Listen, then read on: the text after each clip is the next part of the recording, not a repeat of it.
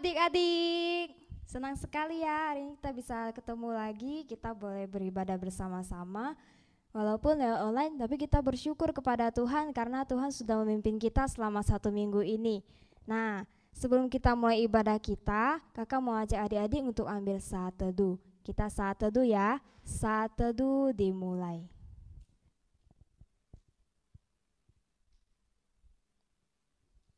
Saat teduh selesai. Nah adik-adik, kita mau mengucap syukur nih sama Tuhan karena selama 1 minggu ini Tuhan sudah memimpin kita, Tuhan sudah memelihara kita dengan baik, sehingga pada minggu ini kita boleh datang kembali untuk beribadah bersama-sama kepada Tuhan. Mari kita mau angkat satu pujian, Bapa ku datang padamu.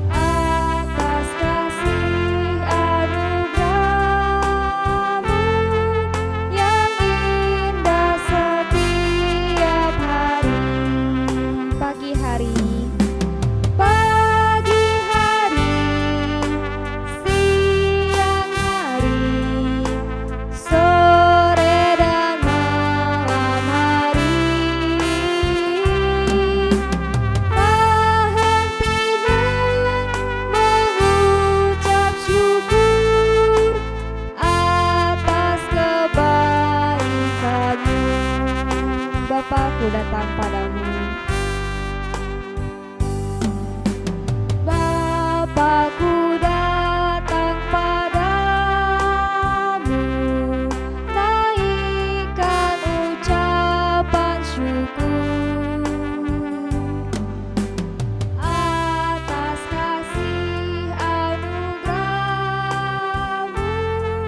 yang indah setiap hari.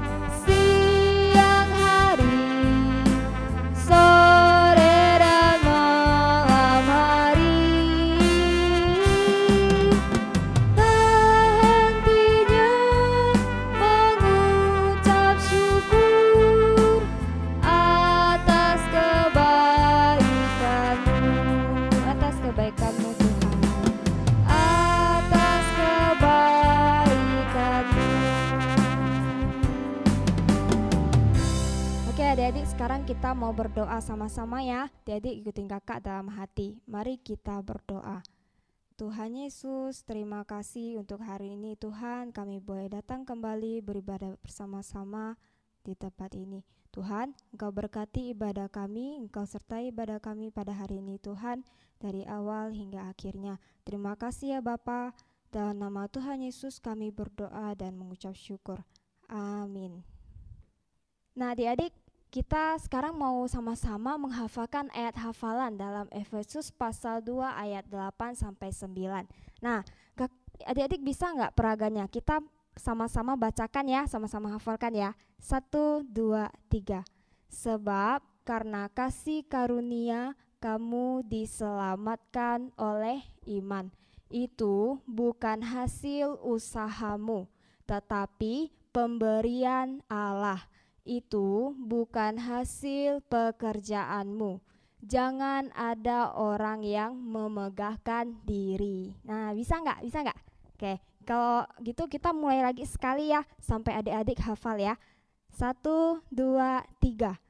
Sebab karena kasih karunia kamu diselamatkan oleh iman. Itu bukan hasil usahamu, tetapi pemberian Allah. Itu bukan hasil pekerjaanmu. Jangan ada orang yang memegahkan diri. Nah adik-adik, bentar kita mau dengarkan firman Tuhan nih. Tapi sebelum kita dengarkan firman Tuhan, kita mau angkat satu pujian, burung pipit. Nah, ada peraganya ya, adik-adik ikutin di rumah ya. Yuk kita sama-sama nyanyikan burung pipit.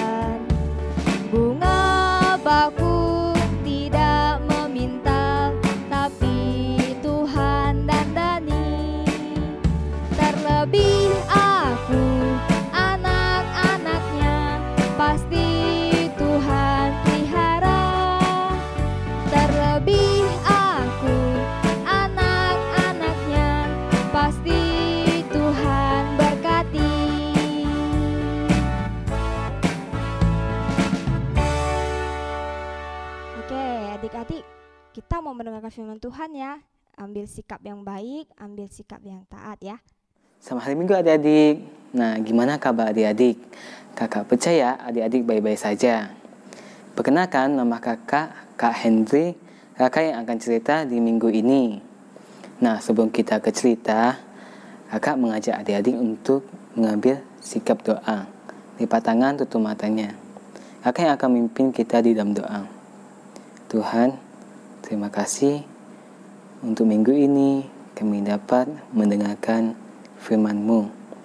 Tuhan, berkati kami supaya kami dapat mendengarkan cerita firman-Mu dengan baik. Hanya ini permohonan kami ya Tuhan. Amin. Nah, minggu ini kita akan mendengarkan cerita tentang Nabi Elia pergi ke kota kecil yang bernama Sarfat. Adik-adik penasaran nggak gimana ceritanya? Nah, kalau penasaran, yuk kita dengerin sama-sama. Adik-adik dengerinnya dengan baik-baik ya. Oke, langsung saja kita ke ceritanya. Nah, adik-adik, tahu nggak di kota Samaria mengalami musim kemarau yang berkepanjangan, sehingga di kota Samaria sangat panas, terlebih siang hari. Pada pagi hari pun tak ada embun yang turun, sehingga daun-daun menjadi kering, bunga-bunga menjadi layu, tanah menjadi retak dan keras, air sungai pun surut, sehingga semuanya menjadi kering. Karena itulah banyak binatang mati kehausan dan kelaparan. Tidak hanya sampai di situ saja adik-adik, manusia pun banyak menderita kelaparan karena kehabisan persediaan makanan. Sungguh kering negeri Samaria. Ingatkah adik-adik akan Nabi Elia? Nah, Nabi Elia di mana dia? Ya, Nabi Elia dijaga oleh Tuhan Yesus di tepi sungai Kerit. Yuk kita kunjungi Nabi Elia. Nabi Elia duduk termenung di tepi sungai Kerit. Ia memperhatikan keadaan sungai yang sangat berubah. Airnya yang dulu mengalir deras dan jernih, sekarang menjadi sedikit sekali. Di sana sini terdapat lubang yang kecil, tetapi airnya keruh dan tidak segar lagi. Dari manakah Elia nanti dapat mengambil air minum? Elia tidak khawatir. Ia hanya menantikan Tuhan. Pada suatu pagi, Tuhan berbicara kepada Nabi Elia. Bersiaplah, pergilah ke Sarfat, dan diamlah di sana. Aku telah memerintahkan seorang janda untuk memelihara engkau di sana. Ke kota Sarfat itu jauh sekali, kota yang terletak di luar wilayah pemerintahan Raja Ahab. Tetapi Elia tidak bertanya-tanya. Ia mengenal suara Tuhan Allah, dan ia sudah belajar bahwa dia akan aman dan bahagia kalau taat kepada perintah Tuhan. Elia mulai berjalan ke arah utara. Ia harus hati-hati supaya tidak dilihat oleh Raja Ahab dan tentara-tentaranya. Ia mencari dia di mana-mana. Selama Elia berjalan, dia melihat sawah yang sudah tidak ada hasilnya, ladang yang kering, sapi-sapi yang hanya tinggal tulang dan kulit saja, akibat haus dan lapar. Elia sendiri jarang mendapat makanan dan minuman. Sungguh, hukuman Tuhan sangat dirasakan dengan melihat keadaan negara Israel. Elia berseru dalam hati, Tuhan, kapan Engkau akan berbelas kasih kepada bangsa Israel? Kapankah Tuhan akan kembali menurunkan hujan? Tetapi Tuhan tidak menjawab. Elia tahu bahwa itu belum waktunya. Ia berjalan terus. Akhirnya Elia diperintahkan oleh Raja Edbal. Raja Ahab telah menikahi anak perempuannya. Orang Sidon menyembah Baal dan Asyera. Hujan juga sudah lama tidak turun di negeri itu. Kekeringan pun melanda negeri ini, sebagaimana di Israel. Pada waktu petang, Elia mengangkat matanya sambil melihat ke arah depan. Dan tampaklah di kejauhan sana pintu gerbang kota Sarfat. Elia segera mempercepat langkahnya. Tibalah Elia di depan pintu gerbang kota Sarfat. Ia duduk dan berterima kasih kepada Tuhan bahwa perjalanan panjang itu sudah selesai. Tiba-tiba Elia memperhatikan seseorang, perempuan yang sedang mengumpulkan kayu bakar. Diakah yang akan memberikan aku makan dan minum? Ia berpikir dalam hatinya. Kemudian Nabi Elia mendekati perempuan itu dan berkata, Ambilkan aku sedikit air dalam kendi, supaya aku dapat minum. Perempuan itu adalah seorang janda yang miskin. Ia langsung beranjak untuk mengambilkan air yang diminta Nabi Elia. Tetapi Nabi Elia memanggilnya. Bawakan juga aku sepotong roti, aku lapar sekali. Ibu janda menoleh kepada Elia dengan sedih dan berkata, Demi nama Tuhan Allahmu yang hidup, sesungguhnya tidak ada roti padaku sedikit pun, hanya ada sedikit tepung dalam tempayan dan sedikit minyak dalam buli-buli. Sekarang aku sedang mengumpulkan 2-3 potong kayu bakar, kemudian pulang dan membuat roti yang terakhir kali untukku dan anakku, dan setelah itu mungkin kami akan mati. Tetapi Nabi Elia tidak bimbang. Ia tahu bahwa Tuhan akan berbuat ajaib. Karena itu, ia menghibur ibu janda itu. Jangan takut, pulanglah. Buat seperti yang kukatakan. Buat lebih dahulu bagiku sepotong roti bundar dan bawakan kepadaku.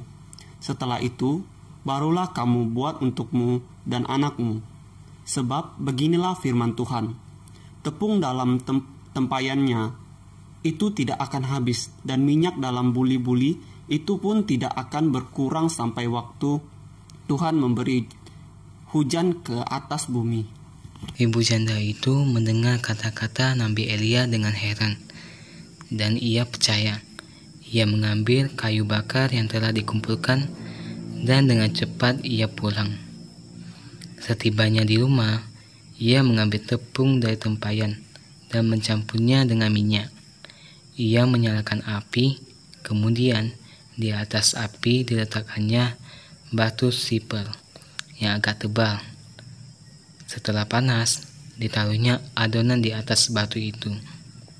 Sementara ibu janda itu memasak, datanglah anaknya laki-laki yang kurus sekali dan duduk di dekatnya. Ibu itu menegur anaknya. Jangan makan roti ini, sebab ini untuk tamu kita. Setelah itu akan kubuatkan untukmu. Siapa tamu kita? Tanya anak itu dengan rasa ingin tahu. Seorang hamba Tuhan. Lalu ia pergi mengatakan roti dan air minum pada Nabi Elia. Setelah Nabi Elia selesai makan, ibu janda itu mengajak Nabi Elia untuk datang dan tinggal bersama keluarganya. Kemudian ibu tersebut pergi ke dapur lagi. Ketika dibukanya tempayan itu, ternyata tepungnya sama, sebanyak seperti sebelum diambil untuk Elia. Dan ketika ia mengambil buli-buli tempat minyak, ternyata minyaknya juga seperti sedia kala. Dengan keheran-heranan, ibu janda itu berkata dalam hatinya, Betul apa yang dikatakan hamba Tuhan tadi. Tetapi pada suatu hari, anak janda itu sakit keras. Beberapa hari kemudian, ia mati di atas pangkuan ibunya. Betapa sedih ibu itu. Suaminya meninggal. Sekarang anaknya satu-satunya tidak ada lagi. Dengan hatinya sangat berat, ibu itu memanggil Nabi Elia dan bertanya, Apakah Bapak datang ke rumahku untuk mengingatkan kesalahanku? Sekarang anakku mati. Ibu itu khawatir bahwa anaknya mati karena dosanya. Tetapi hal itu tidak benar. Karena itu, Nabi Elia hanya berkata dengan tenang, Berikanlah anakmu kepadaku. Elia mengambil anak itu dari pangkuan ibunya dan membawanya naik ke kamarnya. Di atas tempat tidur, anak itu dibaringkan. Kemudian Elia berdoa dan berseru kepada Tuhan. Ya Tuhan, hidupkanlah kembali anak ini. Tuhan mendengar doa Elia. Ia berbuat seperti yang diminta Elia. Tiba-tiba, anak yang sudah mati tadi mulai bernafas lagi. Tuhan melakukan sesuatu yang ajaib untuk menghibur ibu janda dalam kesusahannya. Nabi Elia mengambil anak itu dan mengatakan kepada ibunya sambil berkata, Ibu, lihatlah, anakmu hidup kembali. Ibu itu memeluk anaknya dengan gembira dan berkata kepada Elia, Sekarang aku tahu bahwa engkau adalah Nabi Tuhan, dan firman Tuhan yang kau ucapkan itu adalah benar. Demikianlah keadaan Nabi Elia yang membawa banyak berkat bagi keluarga ibu janda itu. Nah, gimana adik-adik ceritanya? Seru kan? Nabi Elia yang taat kepada... Nah, gimana adik-adik ceritanya? Seru kan? Nabi Elia yang taat kepada Tuhan Yesus. Tuhan Yesus menyuruh Nabi Elia pergi ke kota yang sangat jauh. Nabi Elia tetap mendengarkan perintah dari Tuhan Yesus. Nabi Elia bertemu dengan seorang ibu yang memberikannya makanan dan minuman. Tapi ibu janda tersebut mengalami kesusahan dan anaknya yang sudah mati. Tuhan Yesus memberkati mereka dan menolong mereka melalui Nabi Elia. Nah, anak tersebut kembali bersama ibu janda tersebut. Nah, adik-adik, mungkin adik-adik ada yang mengalami kesusahan, yang susah membeli buku, yang susah memberi makanan karena ayahnya yang sedang sakit. Nah, atau mungkin tetangganya yang banyak memberi mainan. Nah, adik-adik, Tuhan Yesus tahu kalau adik-adik sedih, adik-adik senang, Tuhan Yesus tahu. Adik-adik boleh berdoa kepada Tuhan Yesus. Tuhan Yesus pasti akan menolong adik-adik seperti Nabi Elia yang mengalami kesusahan. Nah, mungkin itu saja adik-adik cerita kakak hari ini.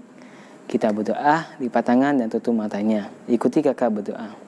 Tuhan Yesus, terima kasih untuk minggu ini ya Tuhan.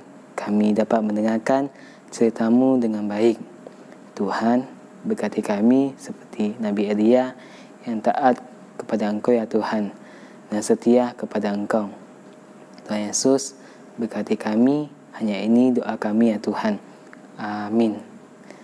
Nah adik-adik, tadi kita sudah mendengarkan firman Tuhan kan? Kita sudah mendengarkan bagaimana pemeliharaan Tuhan terhadap anak-anaknya yang Dia kasihi.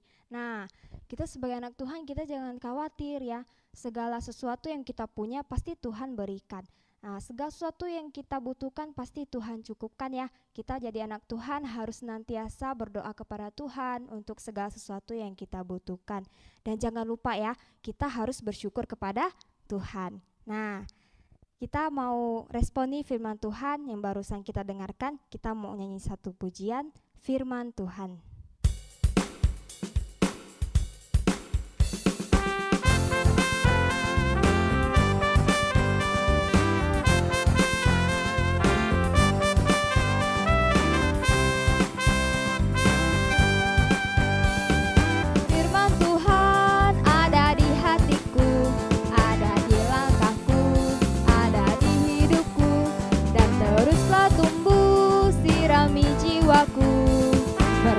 Berbuah.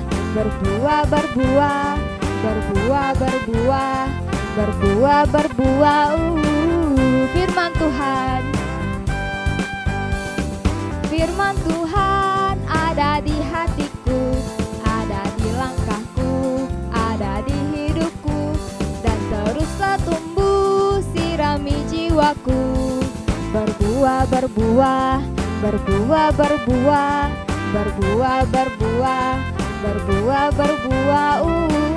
Sekali lagi firman Tuhan.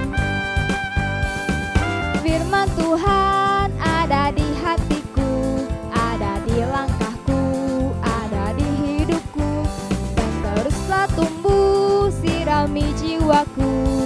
Berbuah.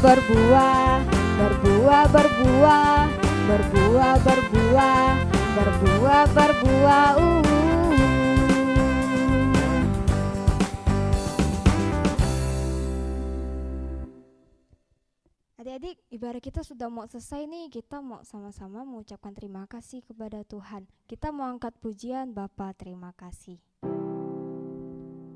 Bapa terima kasih. Bapa terima kasih. Bapa di dalam surga, ku ucap terima kasih. Mari kita bersatu dalam doa. Kakak yang pimpin, adik-adik ikuti dalam hati ya. Tuhan Yesus, terima kasih ya Tuhan atas pimpinan-Mu hari ini, dan ibadah kami sudah selesai. Terima kasih atas penyertaan-Mu. Kiranya kami boleh menjadi anak yang taat, boleh menjadi anak Tuhan yang senantiasa bersyukur kepada Tuhan. Terima kasih ya Bapa, menyerahkan waktu selanjutnya ke dalam tangan-Mu. Dalam nama Tuhan Yesus kami berdoa dan mengucap syukur. Amin. Sampai jumpa minggu depan. Dadah. Hari ini harinya Tuhan, harinya Tuhan. Mari